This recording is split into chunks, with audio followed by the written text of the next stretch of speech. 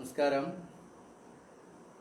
പുതിയ വിഷയമായിട്ട് save Kerala brigade. Save Kerala ബ്രിഗേഡിൻ്റെ പേരിൽ കേരളത്തിലെ എല്ലാവർക്കും അഭിവാദ്യം. കേരളം സാമ്പത്തിക ഭദ്രതയിലേക്ക്, സ്വയം പര്യാപ്തതയിലേക്ക്. ഇത് ഞാൻ പറയുമ്പോൾ മലയാളികൾ, ലോകം മുഴുവനുള്ള മലയാളികൾ ചിരിക്കും. അവർക്കറിയാം ആളോഹരി കടം 2 ലക്ഷത്തിലേറെ ആയിക്കൊണ്ടിരിക്കുന്നു, കുതിച്ചുകൊണ്ടിരിക്കുന്നു. ഓരോ നിമിഷവും ജനിച്ചു വീഴുന്ന കുഞ്ഞിന് വരെ കടം ചാർത്തി കൊടുത്തുകൊണ്ട് കടത്തിന്റെ മുന്നേറ്റം തുടരുകയാണ്. എന്നാണ് ഇപ്പോൾ കേരളം മൊത്തത്തിൽ ജപ്തി ചെയ്യപ്പെട്ടു പോവുക എന്നുള്ളത് ആശങ്ക മാത്രമേ ഉള്ളൂ. അപ്പോഴാണ് പറയുന്നത് കേരളം സാമ്പത്തിക ഭദ്രതയിലേക്ക്, സ്വയം പര്യാപ്തതയിലേക്ക്. ആർക്കും വിശ്വസിക്കാൻ പറ്റൂല അല്ലേ? പക്ഷെ നടക്കും. നമ്മുടെ അവസ്ഥ ഇപ്പോൾ വളരെ മോശമാണ്. ഈ അവസ്ഥ തുടങ്ങിയത് കേരളത്തിൻ്റെ ജീവനദിയായ മുല്ലപ്പെരിയാർ നദിയിൽ ഒരു ഡാം കെട്ടിയ അന്ന് മുതലാണ്. അതുകൊണ്ടാണല്ലോ മഹാരാജാവ് പറഞ്ഞത് എൻ്റെ ജീവരക്തം കൊണ്ടാണ്, ഹൃദയരക്തം, അതാണ് കൂടുതൽ അപ്രോപ്രിയേറ്റ്. അദ്ദേഹം അങ്ങനെയാണ് പറഞ്ഞത്. ഹൃദയരക്തം കൊണ്ടാണ് ഈ മുല്ലപ്പെരിയാർ ഡാം പാട്ടക്കരാർ ഒപ്പിടുന്നതെന്ന് അദ്ദേഹം പറഞ്ഞില്ല. അപ്പൊ അദ്ദേഹത്തിന് അറിയായിരുന്നു ഇത് ഒരു നാശത്തിന്റെ തുടക്കമാണ്. അപ്പോ ആ പാട്ടക്കര നിലവിൽ വന്നതിന് ശേഷം നമ്മുടെ ജീവനദിയായ മുല്ലപ്പെരിയാർ മരിച്ചു. കാരണം അതിന്റെ നാച്ചുറൽ കോഴ്സ് തടസ്സപ്പെട്ടു. ഒരു തുള്ളി വെള്ളം ഇങ്ങോട്ട് വിടാമായിരുന്നു അല്ലേ? ഒരു നദിയെ പൂർണ്ണമായും വേറൊരു സംസ്ഥാനത്തേക്ക് തിരിച്ചുവിടാൻ തയ്യാറെടുത്തപ്പോൾ ഒരു തുള്ളി വെള്ളം താഴേക്ക് വിടായിരുന്നു, വിട്ടില്ല. എന്താ സംഭവിച്ചത്? 44 നദികളുടെയും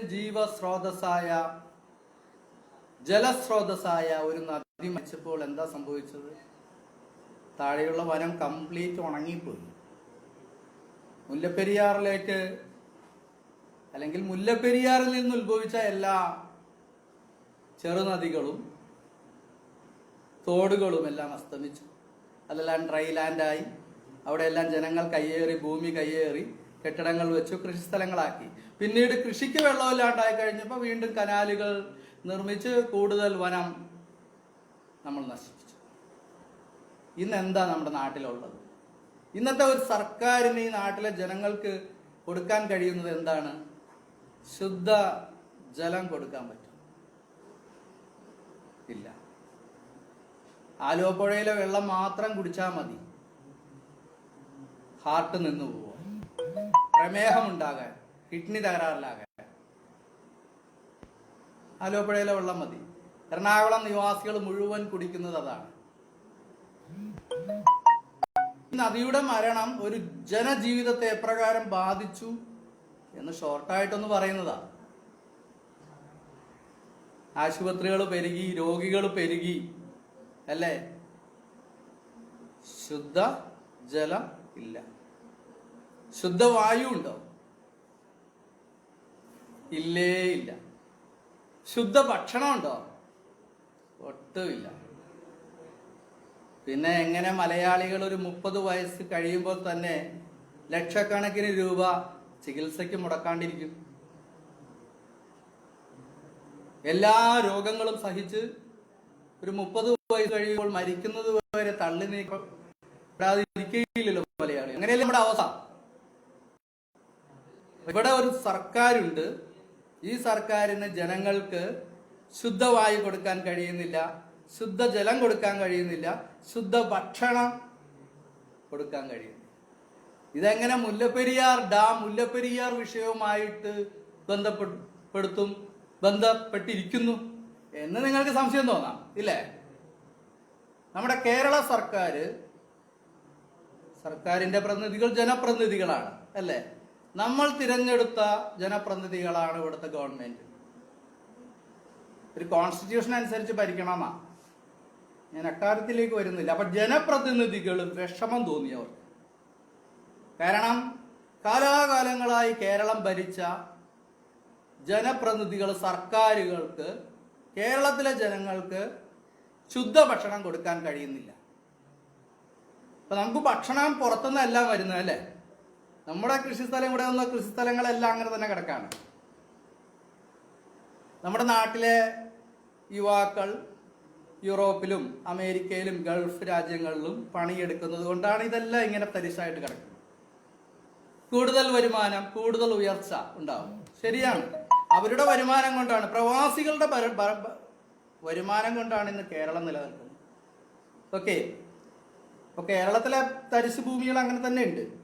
അത് കൃഷിസ്ഥലമാക്കാനും വേണ്ടിയിട്ട് ഗവൺമെന്റ് പല പദ്ധതികളും ഉണ്ടെന്ന് ഒന്നും വിജയിക്കുന്നില്ല. അങ്ങനെ തന്നെയുണ്ട്. പക്ഷെ ഗവൺമെന്റ് ഒരു കാര്യം ചെയ്തു, ജനങ്ങൾക്ക് നല്ല ഭക്ഷണം കൊടുക്കണം, വിഷമില്ലാത്ത ഭക്ഷണം കൊടുക്കണം, അല്ലേ? എന്തൊരു നല്ല തീരുമാനം! ഒരു സർക്കാരിന് ചെയ്യാവുന്ന ഏറ്റവും മഹത്തായ കാര്യമാണ് ജനങ്ങൾക്ക് ശുദ്ധഭക്ഷണം കൊടുക്കണം. അതിനുവേണ്ടി കേരള സർക്കാർ എന്താ ചെയ്തത്? അതിർത്തിയിൽ ലാബ് സജ്ജീകരിച്ചു. എന്തിനാ ലാബ്? തമിഴ്നാട്ടിൽ നിന്ന് വരും ഭക്ഷണം, അല്ലെ? പച്ചക്കറിയൊക്കെ അവിടെ വരുന്നു. അപ്പൊ പുറത്തു നിന്ന് വരുന്ന ഭക്ഷണം പരിശോധിച്ച് അതിൽ വിഷമുണ്ടോ എന്ന് കണ്ടുപിടിക്കും. ഇത്ര ഉദാത്തമായ ആശയം, അല്ലെ? ലാബ് സെറ്റ് ചെയ്തു. തമിഴ്നാട്ടിൽ നിന്ന് ലോറി വന്ന ലോറിയിലുള്ള പച്ചക്കറിയിൽ എൻഡോസൾഫാൻ എന്ന് പറയുന്ന നിരോധിക്കപ്പെട്ട കീടനാശിനി മുക്കി കൊണ്ടുവന്നിരിക്കുന്നു. തിരിച്ചുവിട്ടു. ക്രോധത്തോടെ, അരിശത്തോടെ കേരളത്തിലെ ജനങ്ങൾ സന്തോഷിച്ചു. എന്താ? ഇനി നല്ല പച്ചക്കറി പുറകെ വരും, ശുദ്ധമായ പച്ചക്കറിയും ഭക്ഷ്യവസ്തുക്കളും പുറകെ വരും, കോഴിയടക്കം എന്ന് കേരളത്തിലെ ജനങ്ങൾ സന്തോഷിച്ചു. രണ്ടാമത്തെ ലോറി വന്നു, തിരിച്ചയച്ചു.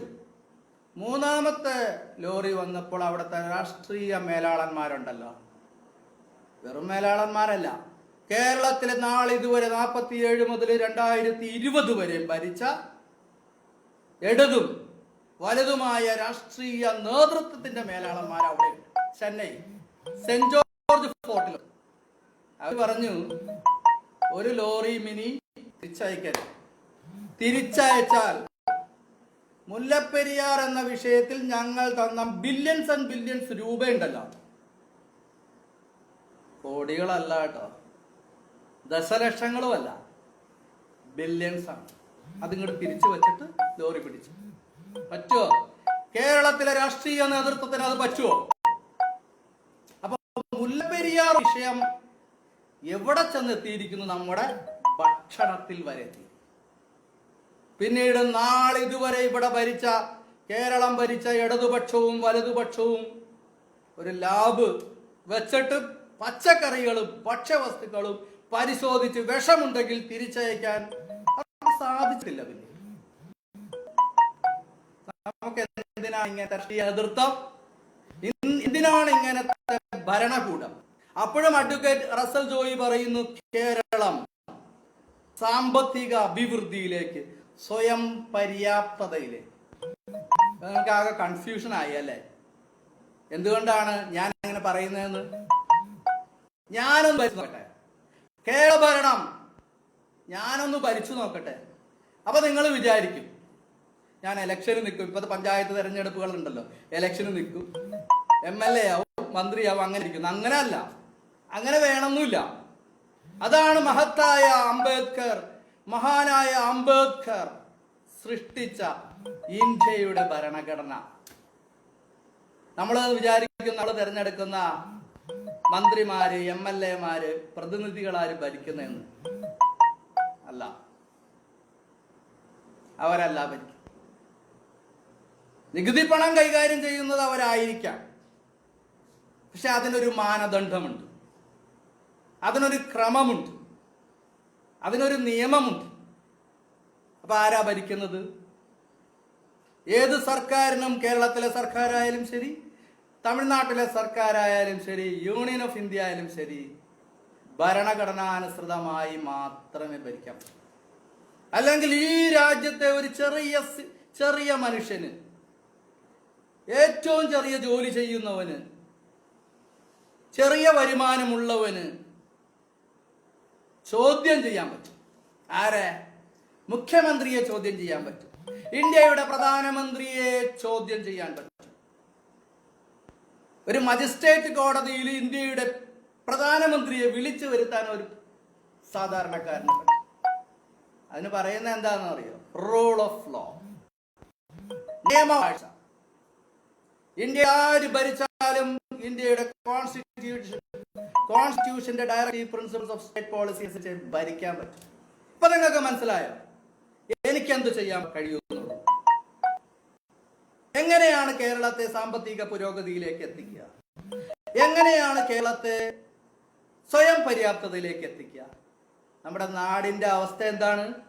ഭക്ഷണത്തിന്റെ കാര്യം ഞാൻ പറഞ്ഞു, വായുവിന്റെ കാര്യം പറഞ്ഞു, വെള്ളത്തിന്റെ കാര്യം പറഞ്ഞു. ഇന്ന് മുനിസിപ്പൽ വേസ്റ്റ് കൊണ്ട് നാറുന്ന പട്ടണങ്ങളല്ലേ കേരളത്തിലുള്ളത്?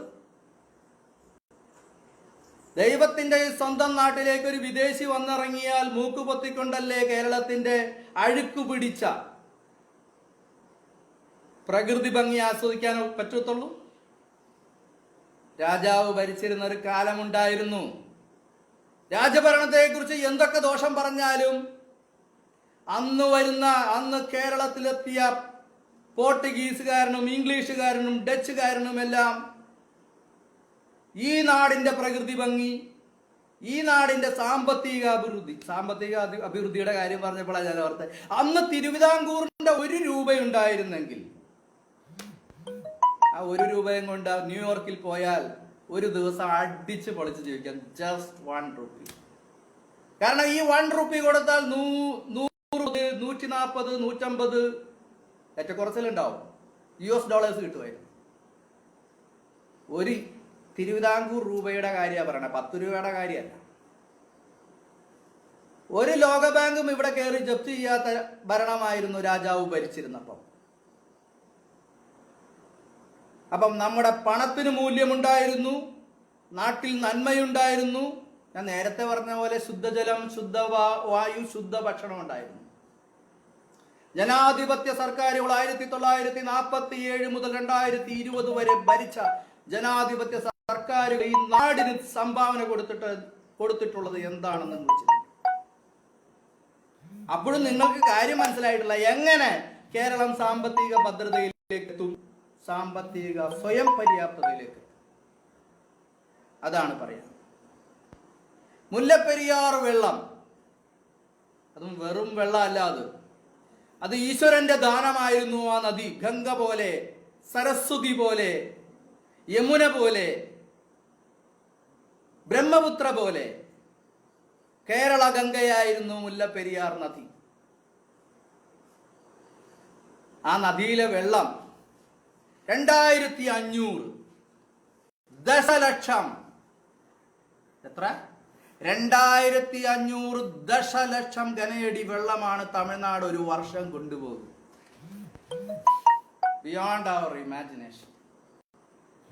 ഈ 2500 ദശലക്ഷം വെള്ളത്തിന് എന്ത് വില വരും? 12,500 കോടി രൂപയുടെ വെള്ളമാണ്. 12,500 കോടി. ഇതേ തമിഴ്നാട് തന്നെ ആന്ധ്രാപ്രദേശിൽ നിന്നും വെള്ളം വാങ്ങുന്നുണ്ട്. തെലുങ്ക് ഗംഗ പ്രോജക്ട്. 1 TMC വെള്ളത്തിന് ആന്ധ്രാപ്രദേശ് സർക്കാരിന് കൊടുക്കുന്നത് 1 കോടി. നിങ്ങൾ ആലോചിച്ച് നോക്ക്. കേരളത്തിലെ മുല്ലപ്പെരിയാർ നദിയിലുള്ള ഡാമിൽ നിന്ന് ഡാമിന്റെ കപ്പാസിറ്റി എത്രയാണ്? 15 TMC. ആന്ധ്രയ്ക്ക് കൊടുക്കുന്നത് എത്ര? 1 കോടി. 1 TMC.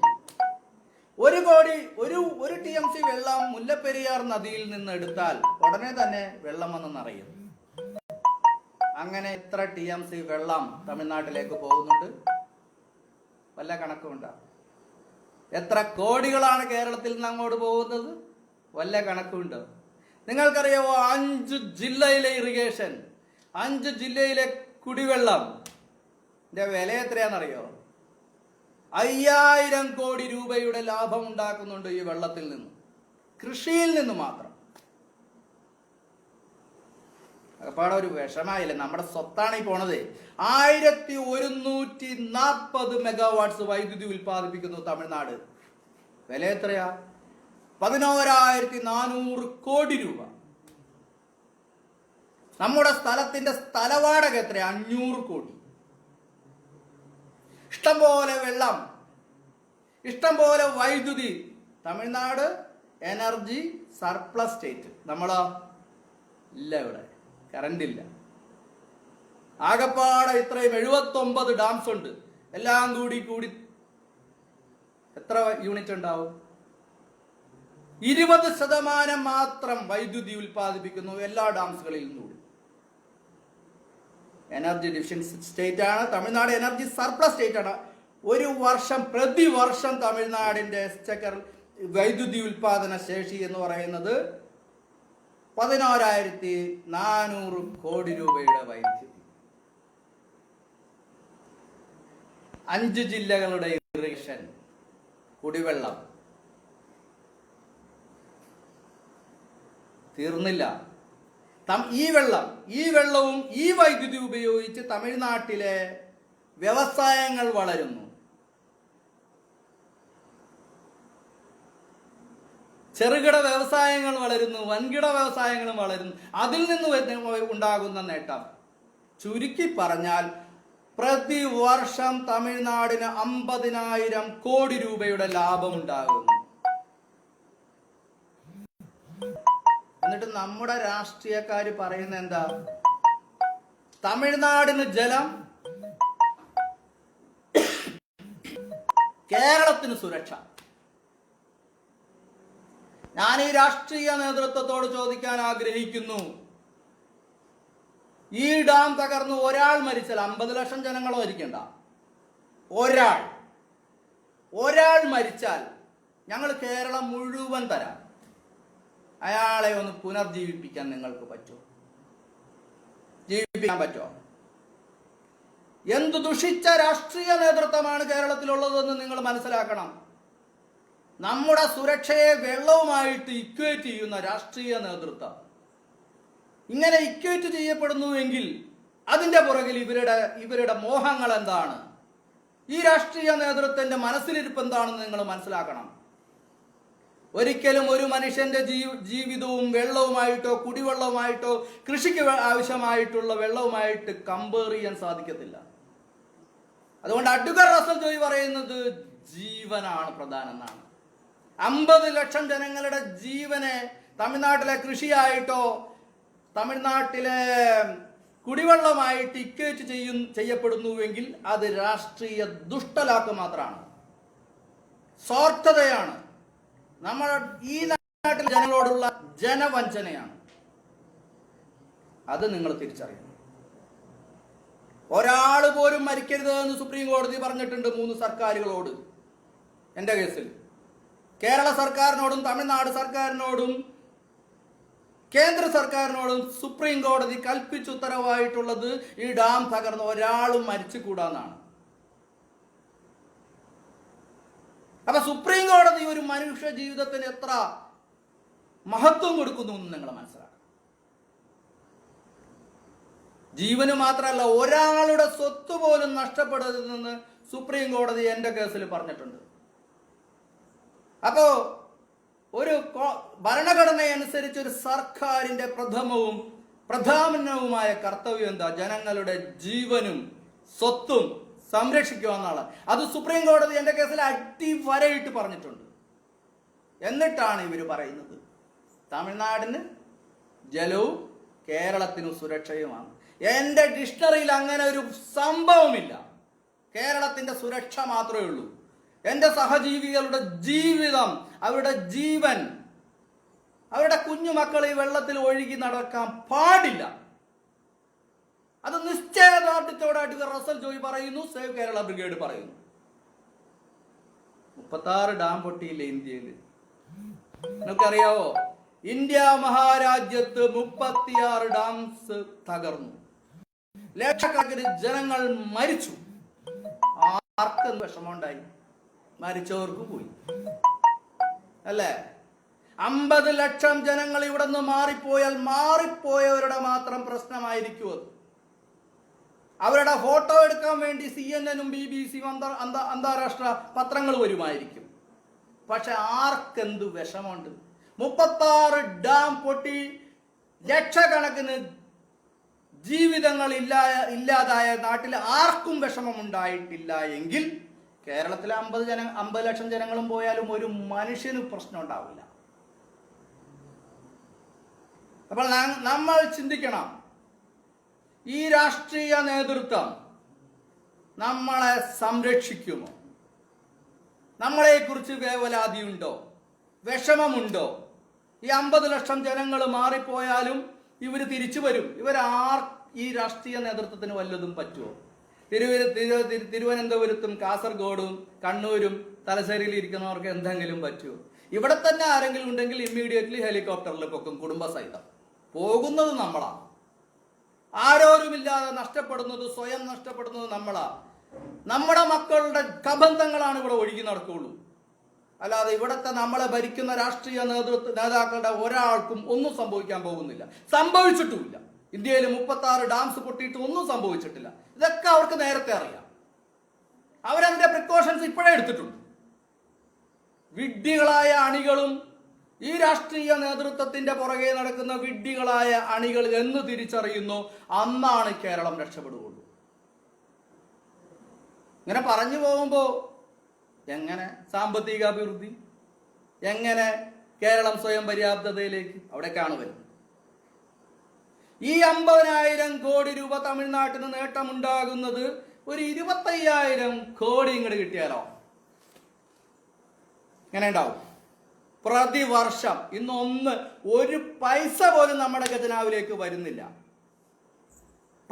പാട്ടക്കരാറ് പ്രകാരം 10 ലക്ഷം രൂപ തരണം. ഈ 10 ലക്ഷം രൂപ പോലും കേരള സർക്കാരിന്റെ ഖജനാവിലേക്ക് കേരള സർക്കാർ വാങ്ങി വെക്കുന്നില്ല. അപ്പൊ ഒന്നും കിട്ടുന്നില്ല. അപ്പൊ 25,000 കോടി രൂപ ഇങ്ങോട്ട് വന്നാലോ കേരളത്തിലെ റോഡുകൾ നന്നാവും, തദ്ദേശ സ്വയംഭരണ സ്ഥാപനങ്ങൾക്ക് കൂടുതൽ ഫണ്ട് വരും, ടൂറിസം വിജയിക്കും, സർക്കാരിന്റെ റവന്യൂ വരുമാനത്തിൽ 90% ഇപ്പോഴും എങ്ങോട്ടാ പോകുന്നത്? സർക്കാർ ഉദ്യോഗസ്ഥന്മാർക്ക് ശമ്പളം കൊടുക്കാൻ. ഞാൻ അവർക്ക് വരുമാനം കുറയ്ക്കണം, പെൻഷൻ കുറയ്ക്കണമെന്നൊന്നും ഞാൻ പറയത്തില്ല, കൂട്ടണമെന്നാ പറയുന്നത്. കാരണം പല സർക്കാർ ഉദ്യോഗസ്ഥന്മാരെയും എനിക്കറിയാം. രണ്ടറ്റവും മുട്ടിക്കാൻ ബന്ധപ്പെടുന്ന, ബുദ്ധിമുട്ടുന്ന ഒത്തിരി സർക്കാർ ജോലിക്കാരുണ്ട്. ഒരു ന്യൂനപക്ഷം വലിയ ശമ്പളം, വലിയ പെൻഷൻ എല്ലാം വാങ്ങുന്നുണ്ടെങ്കിൽ തന്നെ ബഹുഭൂരിപക്ഷവും ഇത്തരക്കാരാണ്. സാധാരണ ജനങ്ങളുടെ അവസ്ഥ വളരെ മോശമാണ്. ഞാൻ സമ്മതിക്കാതെയല്ല പറയുന്നത്. അവരുടെ ശമ്പളം ഇന്നത്തേതിലും കൂട്ടിക്കൊടുക്കാൻ പറ്റും, പെൻഷൻ ഇന്നത്തേതിലും കൂട്ടിക്കൊടുക്കാൻ പറ്റും. എങ്ങനെ? ഈ 25,000 പകുതിയെങ്കിലും തമിഴ്നാട് ഉണ്ടാക്കുന്ന 50,000 കോടി രൂപയിൽ 25,000 കോടി ഇങ്ങോട്ട് കിട്ടിയാൽ മതി. പകുതി കിട്ടിയാൽ മതി, നേരെ പകുതി കിട്ടിയാൽ മതി. ഇന്നത്തെ തൊഴിലില്ലാത്ത എല്ലാ യുവജനങ്ങൾക്കും തൊഴിലുണ്ടാവും. അഥവാ ആർക്കെങ്കിലും തൊഴിലില്ലെങ്കിൽ അവർക്ക് ഒരു 10,000-25,000 പ്രതിമാസം പെൻഷൻ കൊടുക്കാനുള്ള വരുമാനം ഈ വെള്ളം കൊണ്ട് സിദ്ധിക്കും. 60 കഴിഞ്ഞ എല്ലാവർക്കും 10,000 രൂപ പെൻഷൻ വേണം എന്ന് പറയുന്ന ഒരു ഉട്ടോപ്യൻ സ്വപ്നം ഉണ്ടല്ലോ, ഒരിക്കലും നടക്കൂലാത്ത ഒരു സ്വപ്നം ഇപ്പോഴത്തെ സാഹചര്യത്തിൽ ഒരിക്കലും നടക്കൂല, ഒരിക്കലും നടത്താനും പറ്റൂല. ഒരു സർക്കാരിന് പോലും സാധിക്കില്ല. അത് നിഷ്പ്രയാസം സാധിക്കും. ഈ 25,000 കോടി രൂപ ഇങ്ങോട്ട് വന്നാൽ, അതായത് നമ്മുടെ റിസോഴ്സസിന്റെ പ്രതിഫലം ഇങ്ങോട്ട് കിട്ടിക്കഴിഞ്ഞാൽ ഇതെല്ലാം സാധിക്കും. ഇപ്പോ ഇത്രയും നാൾ കേസ് നടത്തിയത് നമ്മളെ കേരളം കേസ് നടത്തിയല്ലോ. വക്കീലിന് ഏറ്റവും പ്രമുഖനായ വക്കീലന്മാരാണ് മോഹൻ കാർക്കറെ, ഹരീഷ് സാൽവെ. എൻ്റെ സുഹൃത്തുക്കളാണ്, കൊളീഗ്സ് ആണ്. എന്നെ ആദ്യമായിട്ട് കേസുമായിട്ട് എൻ്റെ ഗുരുനാഥനായ ജസ്റ്റിസ് VR കൃഷ്ണൻ സാർ പറഞ്ഞു വിട്ടത് റാം ജത്മലാനി സാറിൻ്റെ അടുത്താണ് അഡ്വൈസ് മേടിക്കാൻ. ഇവരൊക്കെ എനിക്കറിയാം. അപ്പൊ കേരള ഖജനാവിൽ നിന്ന് കേരളത്തിന് വേണ്ടി കേസ് നടത്തിയ വക്കീലിന് കൊടുത്ത ഫീസ് എത്രയാണ്? 8 കോടി. 8 കോടി. ചില ദുഷ്ടബുദ്ധികൾ പറയുന്നുണ്ട് വക്കീൽ 8 കോടി മേടിക്കും, ഇവിടുത്തെ രാഷ്ട്രീയക്കാർ പോയി 6 കോടി തിരിച്ചു മേടിക്കുന്നു. അതിനെക്കുറിച്ചൊന്നും എനിക്ക് അറിഞ്ഞുകൂടാ കേട്ടോ. അറിയാൻ പാടില്ലാത്തത് എനിക്ക് പറയാൻ വയ്യ. 8 കോടിയാണ് കേരളത്തിന്റെ കേസ് വാദിച്ച് തോക്കാൻ വേണ്ടിയിട്ട് കേരളത്തിന്റെ വക്കീലിന് കൊടുത്തത്. അല്ല, ജയിക്കാൻ വേണ്ടിയിട്ട്, സോറി. എല്ലാ കേസും കേരളത്തിന് പ്രതികൂലമായി തമിഴ്നാട് വിജയിച്ചു. അപ്പൊ നിങ്ങൾ ചിന്തിക്കണം, 8 കോടി എന്ന് പറഞ്ഞാൽ എന്താ? മുല്ലപ്പെരിയാർ വെള്ളത്തിൽ നിന്ന് 80 വർഷം കേരള ഖജനാവിലേക്ക് വരേണ്ട തുകയാ. വന്നിട്ടില്ല പലപ്പോഴും. വരേണ്ടിയിരുന്ന തുക, അതായത് 80 വർഷത്തെ ലാഭമാണ് വക്കീലിന് ഫീസായിട്ട് കൊടുത്തത്. എന്നിട്ട് എല്ലാ കേസും കൊടുത്തു. ഇനി എല്ലാ കേസും ജയിക്കാൻ പോവുകയാണ്. എങ്ങനെ ജയിക്കും? അതാണ് ഞാൻ പറഞ്ഞത്. ഞാൻ കുറച്ചു നേരം ഒന്ന് ഭരിക്കാൻ പോവാണ്. ഭരണഘടനാനുസരണമായി, നിയമവാഴ്ചയ്ക്ക് അനുസരണമായി കുറച്ചു നേരം. അപ്പൊ എന്തു സംഭവിക്കും? നാളെ ഇതുവരെ കേസ് നടത്തിയത് കേരളം ഒരു ഭാഗത്ത്, തമിഴ്നാട് ഒരു ഭാഗത്ത്. കേരളം പറയുന്നത് എന്താണ്? ഞങ്ങൾ തിരുവിതാംകൂറിന്റെ സക്സസറാണ്, അനന്തരാവകാശമുള്ള സർക്കാരാണ്. തമിഴ്നാട് പറയുന്നത് എന്താണ്? ഞങ്ങൾ മദ്രാസ് പ്രസിഡൻസിയുടെ സക്സസറാണ്, അനന്തരാവകാശ സർക്കാരാണ്. കള്ളമല്ലേ ഇവർ ഇത്രയും നാൾ സുപ്രീം കോടതിയിൽ പറഞ്ഞത്? കള്ളമല്ലേ? കേരളം തിരുവിതാംകൂറിന്റെ അനന്തരാവകാശ സർക്കാർ ആണ്, സമ്മതിച്ചു, ആണ്. അപ്പൊ മലബാർ റീജിയനോ? നമ്മുടെ മലബാർ റീജിയനോ? കണ്ണൂരും കാസർഗോഡും കോഴിക്കോടും അടക്കമുള്ള മലബാർ റീജിയനോ? അത് മദ്രാസ് പ്രസിഡൻസി അല്ലേ? അങ്ങനെ വരുമ്പോ പാട്ടക്കരാർ 1886 പാട്ടക്കരാർ, ഈ പാട്ടക്കരാറിലെ കേരളത്തിന്റെ സ്റ്റാൻഡ് എന്താണ്? അത് തിരുവിതാംകൂർ ഒപ്പിട്ട പാട്ടക്കരാറിലെ കേരളത്തിന്റെ ഇപ്പോഴത്തെ അവസ്ഥ എന്താണ്? കേരളം വാദിഭാഗത്തുണ്ട്, പ്രതിഭാഗത്തുണ്ട്. തിരുവിതാംകൂറിന്റെ സക്സസറായിട്ട് ലെസ്സറുമാണ്, മദ്രാസ് പ്രസിഡൻസിയുടെ സക്സസറായിട്ട് ലെസ്സിയുമാണ്. അപ്പൊ കോൺട്രാക്ട് ശരിയാവുമോ? ഒരേ കോൺട്രാക്റ്റിൽ ഒരാൾ തന്നെ ലെസ്സറും ലെസ്സിയും, കൊടുക്കുന്നവനും വാങ്ങുന്നവനും ഒരാൾ. ശരിയാവോ കോൺട്രാക്ട്? അപ്പൊ 1886 പാട്ടക്കരാർ ഇപ്പൊ നിലനിൽക്കുമോ? ഇല്ലേ, ഇല്ല. നിലനിൽക്കുന്ന പ്രശ്നമില്ല. പാട്ടക്കരാർ നിലനിൽക്കില്ല. പാട്ടക്കരാർ പോയി, ഇല്ലേ? ഇനി മദ്രാസ് പ്രസിഡൻസി നോക്കാം. മദ്രാസ് പ്രസിഡൻസി തമിഴ്നാട് മാത്രമാണോ? തമിഴ്നാടിന്റെ ഒരു പാർട്ടേ ഉള്ളൂ മദ്രാസ് പ്രസിഡൻസിയിൽ. ആന്ധ്രാപ്രദേശ് മുഴുവനുണ്ട്. ഇന്ന് ആന്ധ്രാപ്രദേശും തെലുങ്കാനയും, ഒഡീഷയുണ്ട്, ലക്ഷദ്വീപ് ഐലൻഡ്സ് ഉണ്ട്. ഞാൻ ഏറ്റവും കൂടുതൽ സ്നേഹിക്കുന്ന, ഒരുപാട് വർഷമുണ്ടായിരുന്ന സംസ്ഥാനം കർണാടകയും ഉണ്ട്. കർണാടകക്കാർക്ക് ഈ വെള്ളത്തിന്റെ പങ്ക് കൊടുക്കണ്ടേ? അവര് വരൂല്ലേ കോടതിയിൽ? ഇല്ലേ? ഇവരെയെല്ലാം കക്ഷി ചേർക്കാണ്ട് നാളിതുവരെ കേരളവും തമിഴ്നാടും കൂടി ഒത്തുചേർന്ന് കള്ളക്കളി നടത്തി കേസ് തമിഴ്നാടിന് അനുകൂലമാക്കി കൊടുത്തിട്ടുണ്ടെങ്കിൽ എല്ലാ കേസിന്റെയും ഡിഗ്രിയും സെറ്റിസ്ഫൈഡ് ചെയ്യപ്പെടും. നാളിതുവരെ തമിഴ്നാട് ജയിച്ച എല്ലാ കേസുകളും, ആ കേസുകളിൽ ഉണ്ടായ വിധികളെല്ലാം സെറ്റിസ്ഫൈഡ് ചെയ്യപ്പെടും. 1970 കേരളത്തെ വിറ്റില്ലേ? എന്നെയും നിങ്ങളെയും നമ്മുടെ മക്കളെയും ജനിക്കാനിരിക്കുന്ന കുഞ്ഞുങ്ങൾക്കും കൂടി ബാധ്യത വരുത്തിക്കൊണ്ട് 1970 സി അച്യുതമേനോൻ മുഖ്യമന്ത്രിയായിരിക്കുമ്പോ കേരളത്തിലെ ജനങ്ങളെ മൊത്തത്തിൽ കച്ചവടാക്കിയില്ലേ? അതിന് പിന്നാമ്പുറത്ത് പലതും പറയുന്നുണ്ട്. ഇവിടുത്തെ പല പത്രസ്ഥാനങ്ങളും പുറകിലായിരുന്നു. ഇവിടെ പല രാഷ്ട്രീയ പ്രസ്ഥാനങ്ങളും അതിന്റെ പുറകിൽ ഉണ്ടായിരുന്നു. ഇവിടുത്തെ പല കോർപ്പറേറ്റുകളും അതിന്റെ പുറകിൽ ഉണ്ടായിരുന്നു. കേൾവിയുണ്ട്. എങ്ങനെ എങ്ങനെയായാലും 1970 എന്നെയും നിങ്ങളെയും മക്കളെയും സപ്ലിമെന്ററി അഗ്രിമെന്റ് ഉണ്ടല്ലോ, ഒരിക്കലും നിലനിൽക്കില്ല. Not joinder of necessary parties, അങ്ങനെയാണ് ഒരു ലീഗലി പറയാ. ആവശ്യമുള്ള കക്ഷികളെ കോൺട്രാക്റ്റിൽ കക്ഷി ചേർക്കാതിരുന്നത് കൊണ്ട് കോൺട്രാക്ട്, ആ കരാർ നിലനിൽക്കില്ല. ഞാൻ സിമ്പിളായിട്ട് പറയാം. 5 മക്കളുണ്ടായിരുന്നു ഒരു പിതാവിന്. 1 ഏക്കർ സ്ഥലം ഉണ്ടായിരുന്നു. പിതാവ് മരിച്ചു. അതിലൊരു മകൻ ഗൾഫിൽ ജോലി ചെയ്യുന്നു, ബാക്കിയുള്ള 4 പേര് നാട്ടിലുണ്ട്. ഗൾഫിലുള്ള ആളെ അറിയിക്കാതെ ഈ 1 ഏക്കർ സ്ഥലം ഈ 4 പേര് 25 സെന്റ് വീതം തിരിച്ച് പങ്കിട്ടെടുത്തു. ഗൾഫിലുള്ള ആൾ അറിയുന്നില്ല കേട്ടോ. കുറെ നാൾ കഴിഞ്ഞ് ഗൾഫിലെ ജോലിയൊക്കെ മതിയാക്കി നാട്ടിൽ വരുമ്പോൾ ഇങ്ങനെ ഒരു സംഭവം, പിതൃസ്വത്ത് സഹോദരങ്ങള് 4 പേരും കൂടി എടുത്തിരിക്കുന്നു, ഇയാൾക്കില്ല. അപ്പൊ ഇയാൾ എന്ത് ചെയ്യും? ആ ആധാരങ്ങളെല്ലാം അസ്ഥിരപ്പെടുത്താനായിട്ട് ഹർജി കൊടുക്കും. ഹർജി കൊടുത്താൽ എന്താ? വീണ്ടും ആ ആധാരങ്ങൾ കോടതി അസ്ഥിരമാക്കിക്കൊണ്ട് വീണ്ടും ഇയാളെയും കൂടി ചേർത്ത് 5 വായിക്കേണ്ടി വരും.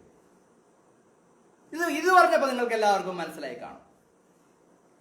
അപ്പോ ആന്ധ്രാപ്രദേശ് ഇല്ലാതെ, കർണാടക ഇല്ലാതെ, ഒഡീഷ ഇല്ലാതെ, ലക്ഷദ്വീപ് ഇല്ലാതെ, കേരളവും ഇല്ലാതെ 1970 സപ്ലിമെന്ററി കരാർ ഒപ്പിട്ടുവെങ്കിൽ ആ സപ്ലിമെന്ററി കരാർ റദ്ദാവും. അപ്പൊ ഇപ്പോഴത്തെ കേരളത്തിന്, എന്റെ കേസിലൂടെ കേരളത്തിന്റെ അവസ്ഥ എന്താ? സേഫ് ആയിരിക്കും. ഞാൻ പറയുന്നു സത്യം എത്ര നാൾ മൂടി വെച്ചാലും വെളിയെ വരും. ഞാൻ തന്നെ വേണമെന്നില്ല, ആരെങ്കിലും അത് വെളിച്ചത്ത് കൊണ്ടുവരും. ലോക ചരിത്രം അതാണ്. സത്യത്തെ കുറച്ചു നാളത്തേക്ക് മൂടി വെക്കാൻ പറ്റുള്ളൂ. അതുകൊണ്ട് അതിനുശേഷം സത്യം താനെ എവോൾവ് ചെയ്യപ്പെടും. ദീർഘനാൾ അന്ധകാരം ഉണ്ടാവില്ല. സൂര്യൻ ഉദിക്കും, അല്ലെങ്കിൽ ഒരു മെഴുതിരിയെങ്കിലും ആരെങ്കിലും കത്തിച്ചു വെക്കും, വെളിച്ചം വരും. എന്റെ ഗുരുനാഥന്റെ വീട്ടുപേരെന്താണെന്ന് വെച്ചാൽ സദ്ഗമയ എന്നാണ്, ജസ്റ്റിസ് വി ആർ കൃഷ്ണൻ സാറിന്റെ. അസത്യത്തിൽ നിന്ന് സത്യത്തിലേക്ക്, അന്ധകാരത്തിൽ നിന്ന് പ്രകാശത്തിലേക്ക്, അധർമ്മത്തിൽ നിന്ന് ധർമ്മത്തിലേക്ക്. നമ്മുടെ ഇതിഹാസങ്ങളും പുരാണങ്ങളും എല്ലാം പറയുന്നത് അതല്ലേ? ധർമ്മം സംസ്ഥാപിക്കപ്പെടും, അധർമ്മം വാനിഷാവും. നാളിതുവരെ എന്നെയും നിങ്ങളെയും വിറ്റ അധർമ്മത്തിന്റെ ശക്തികൾ നിഷ്കാസിതരാകും. അതുകൊണ്ട് ഞാൻ പറയുന്നു, ഇന്നു മുതൽ കേരളം വിജയിക്കാൻ പോവുകയാണ്. കേരളത്തിന് നഷ്ടപ്പെട്ടതെല്ലാം തിരിച്ചു കിട്ടാൻ പോകുകയാണ്. കർണാടക വന്ന് സുപ്രീം കോടതിയിൽ നിലവിളിച്ച് പറയും. എന്തു പറയും? കാവേരി പ്രശ്നം. കാവേരി പ്രശ്നത്തിൽ ഞങ്ങളെ എത്ര കണ്ണീര് കുടിപ്പിച്ചിട്ടുള്ളതാണ്, എത്ര വേദനിച്ചതാണ് കർണാടകത്തിലെ ജനത. അതുകൊണ്ട് മദ്രാസ് പ്രസിഡൻസിയുടെ നന്മയും തിന്മയും അഴിമത്വവും പാരതന്ത്ര്യം എല്ലാം അനുഭവിച്ച ഞങ്ങൾക്ക് അതിന്റെ ഗുണഫലവും കൂടി അനുഭവിക്കാനുള്ള അർഹതയും യോഗ്യതയും നിയമപ്രകാരമുണ്ട്. അതുകൊണ്ട് ഞങ്ങൾക്ക് അവകാശപ്പെട്ട മുല്ലപ്പെരിയാർ വെള്ളത്തിൽ നിന്ന് തമിഴ്നാടിന് മാത്രമല്ല അവകാശം, ഞങ്ങൾക്ക് അവകാശപ്പെട്ട വൈദ്യുതി നാഷണൽ ഗ്രിഡിൽ നിന്ന് കർണാടക ഗവൺമെന്റിന് കിട്ടേണ്ടി വരും, അല്ലെങ്കിൽ അവർ മേടിച്ചോളൂ. അതുപോലെ കാവേരിയിലെ ഇപ്പോൾ തമിഴ്നാടിന് കൊടുക്കുന്ന ജലത്തിൽ കുറവ് വരും. കാരണം മുല്ലപ്പെരിയാർ വെള്ളത്തിൽ അവർക്കും കൂടി അവകാശം. ഇത് ഞാൻ കർണാടകത്തിന്റെ കാര്യം മാത്രമേ പറഞ്ഞിട്ടുള്ളൂ. ഒഡീഷ, ആന്ധ്രാപ്രദേശും തെലുങ്കാനയും കേരളവും ഉണ്ട് എൻ്റെ അത്. ലക്ഷദ്വീപ് ഐലൻഡ്സ്, അവർക്കങ്ങനെ വെള്ളം ആവശ്യമില്ലല്ലോ, ചുറ്റും വെള്ളമല്ലേ. അവർക്കും പണമായിട്ടോ വൈദ്യുതിയും കൊടുക്കാൻ പറ്റത്തില്ല, അവിടെ വേറെ സംവിധാനമാണ്. അപ്പൊ പണമായിട്ടെങ്കിലും അവർക്ക് അതിന്റെ പ്രതിഫലം അവിടെ ചെന്നിരിക്കും. അപ്പൊ കേരളത്തിന് ചോദിക്കാണ്ടിരിക്കാൻ പറ്റും. ഇത്രയും ഗവൺമെന്റ് സുപ്രീം കോടതിയിൽ വന്ന് കേസിൽ ഇംപ്ലീഡായി അവരുടെ ഡിമാൻഡ്സ് പറയുമ്പോൾ ഈ അഴിമതിക്കാർക്ക്, 1947 മുതൽ മുല്ലപ്പെരിയാർ ഡാമിലെ വെള്ളം, മുല്ലപ്പെരിയാർ ഡാമിനെ ഒരു പൊന്മുട്ടയിടുന്ന താറാവാക്കി സംരക്ഷിച്ചുകൊണ്ടിരിക്കുന്ന ഈ രാഷ്ട്രീയ നപുംസകങ്ങളും ചോദിക്കാനിടവരും. അവർക്കും പിന്നെ രക്ഷയൊന്നുമില്ല, ചോദിച്ചേ പറ്റും. കേരളത്തിന് അവകാശപ്പെട്ടത് ചോദിച്ചേ പറ്റൂ. നാളിതുവരെ അവർ ചോദിച്ചിട്ടില്ല. കാരണം എന്താ? അവർക്ക് യൂറോപ്പിൽ ഫ്ലാറ്റ്സ് ഉണ്ട്, അവർക്ക് അമേരിക്കയിൽ റിസോർട്ട് ഉണ്ട്, ലോകം മുഴുവനും ഫാം ഹൗസ് ഉണ്ട്. തമിഴ്നാട്ടിലെ ഈ പറഞ്ഞ 5 ജില്ലകളിൽ മാത്രമല്ല, തമിഴ്നാട്ടിലെ എല്ലാ ഭാഗത്തും എല്ലാം ഉണ്ട്. വെള്ളത്തിന്റെ ഒരു വിലയെ അടുത്ത നൂറ്റാണ്ടിൽ വെള്ളത്തിന് വേണ്ടി മനുഷ്യൻ യുദ്ധം ചെയ്യുമെന്നാ പറയണേ. ഇവര് യുദ്ധം ചെയ്യാണ്ട് തന്നെ കേരളത്തിലെ രാഷ്ട്രീയ നേതൃത്വത്തിലെ 1947 മുതൽ 2020 വരെ കേരളം ഭരിച്ച് നശിപ്പിച്ച് മുടിച്ച് നാനാവിധമാക്കിയ അവിശുദ്ധ രാഷ്ട്രീയ കൂട്ടുകെട്ടിനെതിരെ ചിന്തിക്കേണ്ട, പ്രവർത്തിക്കേണ്ട സമയമായി. നമുക്കെന്താ ഇവരോടൊക്കെ ബാധ്യത? ഇവരോടൊന്നും നമുക്ക് യാതൊരു ബാധ്യതയുമില്ല. ഈ അണികൾ മനസ്സിലാക്കണം, നിങ്ങൾ പിടിച്ചു നടക്കുന്ന കൊടി അത് നിങ്ങളുടെ ചെവിയിൽ വെച്ച ചെമ്പരത്തി പൂവാണെന്ന് ഈ രാഷ്ട്രീയ നേതൃത്വത്തിന്റെ പിണിയാണുകൾ മനസ്സിലാക്കും. നിങ്ങൾ എത്ര രക്തസാക്ഷികളെ ഇവർക്ക് വേണ്ടി സൃഷ്ടിച്ചു. എല്ലാ പാർട്ടി, കേരളത്തിലെ സകലമാന പാർട്ടിയും സ്വാശ്രയ കോളേജുകൾക്കെതിരെ സമരം ചെയ്തില്ലേ? എന്തിനേറെ പറയുന്നു, കമ്പ്യൂട്ടറിന് വരെ എതിരെ സമരം ചെയ്തില്ലേ? വ്യവസായ സ്ഥാപനങ്ങൾക്കെതിരെ സമരം ചെയ്തില്ലേ? എന്നിട്ട് നിങ്ങളുടെ രക്തസാക്ഷികളോട് എല്ലാ പാർട്ടിയും ചേർത്താ പറയുന്നു. ഒരാളെങ്കിലും വേണമല്ലോ ഇത് പറയാൻ. ഈ ശബ്ദം നിലയ്ക്കുന്നത് വരെ ഞാനിത് പറയും. നിങ്ങളുടെ അണികളെ കശാപ്പ് കൊടുത്ത് നിങ്ങൾ ഭരണക്കസേരയിൽ ഇരുന്നിട്ട് ഈ അണികളോട് പറഞ്ഞത് നിങ്ങൾ പൂർത്തീകരിച്ചോ? ഏതെങ്കിലും ഒരു വിഷയത്തിൽ നിങ്ങൾ അണികളെ വിശ്വാസത്തിലും സ്വീകാര്യതയിലും എടുത്തിട്ടുണ്ടോ? വഞ്ചിക്കല്ലേ നിങ്ങൾ ചെയ്തത്? നിങ്ങൾ രക്തസാക്ഷികളെ സൃഷ്ടിക്കലല്ലേ ചെയ്തത്? ഈ നാടിനെ കുട്ടിച്ചോറാക്കല്ലേ നിങ്ങൾ ചെയ്തത്? ശുദ്ധവായുവില്ലാതെ, ശുദ്ധജലമില്ലാതെ, ശുദ്ധ ഭക്ഷണമില്ലാതെ ദൈവത്തിന്റെ സ്വന്തം നാടിനെ നിങ്ങൾ നശിപ്പിച്ചില്ലേ? അതുകൊണ്ട് എനിക്കൊരു കാര്യം പറയാനുള്ളൂ. ഇവിടെ ഇന്ന് എന്തൊരു തീപ്പൊരി പ്രസംഗമാണ് നിയമസഭയിൽ അവിശ്വാസം കൊണ്ടുവന്ന് പ്രതിപക്ഷം പ്രസംഗിക്കുന്നു. പ്രതിപക്ഷത്തുള്ള ഒരു വലിയ സമർത്ഥനായ MLA അവിശ്വാസ പ്രമേയത്തെ അവതരിപ്പിച്ചുകൊണ്ട് സംസാരിക്കുന്നു. ഭരണപക്ഷത്തിന്റെ അഴിമതികളാണ് പറയുന്നത്. ഇത് 47 മുതൽ ഈ പൊറോട്ട് നാടകം തുടങ്ങിയതാ. 5 വർഷം ഭരിക്കുമ്പോൾ 5 വർഷം പ്രതിപക്ഷത്തിരിക്കുന്ന കക്ഷി എന്തെല്ലാം പറയുന്നു. എന്നിട്ട് ഈ പ്രതിപക്ഷം അധികാരത്തിൽ കയറുമ്പോൾ ഏതെങ്കിലും ഒരു ചെറിയ കേസിൽ പോലും അന്വേഷണം നടത്തി കുറ്റക്കാരെ നിയമത്തിന്റെ മുമ്പിൽ കൊണ്ടുവന്നിട്ടുണ്ടോ? ഇല്ല. ഇടതുപക്ഷം ഭരിക്കുമ്പോൾ വലതുപക്ഷം പറയും, വലതുപക്ഷം ഭരിക്കുമ്പോൾ ഇടതുപക്ഷം പറയും. എന്നിട്ട് ആരാണ് ശിക്ഷിക്കപ്പെട്ടത് ഈ അഴിമതികളിലൊക്കെ? ചിലരുടെയൊക്കെ തലവിധി കൊണ്ട് കുറെ നാളൊക്കെ ജയിലില് ഹോസ്പിറ്റലിൽ വളർന്ന് കിടന്നിട്ടുണ്ട്. അപൂർവം ചിലർ. അല്ലാതെ ആരാ ശിക്ഷിക്കപ്പെട്ടിട്ടുള്ളത്? അപ്പൊ നമ്മൾ മനസ്സിലാക്കേണ്ട എന്താണ്?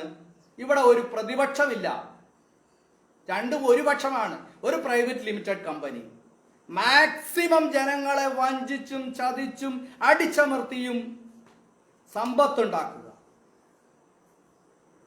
ലോകത്ത് വികസിത രാജ്യങ്ങളിൽ പോയി സുഖിച്ച് ജീവിക്കുക, മക്കളും അങ്ങനെ തന്നെയൊക്കെ ചെയ്യണം.